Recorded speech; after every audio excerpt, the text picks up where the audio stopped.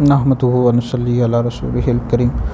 इस्लामाबाद से हमारे पास वाला है कि आज के दौर में क्या अहले सुन्नत का इत्तिहाद हो सकता है नहीं, और अहले सुन्नत के पास कोई ऐसी शख्सियत मौजूद है जिसके पीछे सारे लोग जमा हो जाएं। तो ये बहुत तफसीली गुफ्तगू है। बहरहाल मेरा नज़रिया यह है कि आज के दौर में अहले सुन्नत के पास कोई ऐसी शख्सियत नहीं है जिसके अंदर ये दोनों सलाहियतें एक ही वक्त के अंदर जमा हो, यानी जो है सियासत भी और दीन भी, रूहानी लिहाज से भी वो बहुत ही मजबूत हो। कोई भी ऐसी शख्सियत नहीं है। अगर कोई शख्सियत भी है तो वो एक दीनी शख्सियत है, और बाद कोई है तो वो सियासी शख्सियत है। एक ही वक्त के अंदर दोनों सलाहियतें ये खुलफाए राशिदीन में मौजूद थी।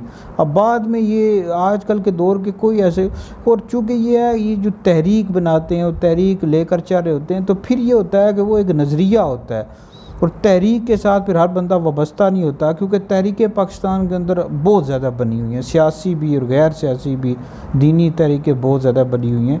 तो लिहाजा आजकल के दौर में कोई ऐसी शख्सियत नहीं है। अगर अहले सुन्नत दोनों सलाहियतें एक ही वक्त के अंदर किसी शख्सियत में देखेंगे, यानी सियासी भी हो, दीनी और रूहानी भी हो, तो वो इत्तिहाद कर लेंगे।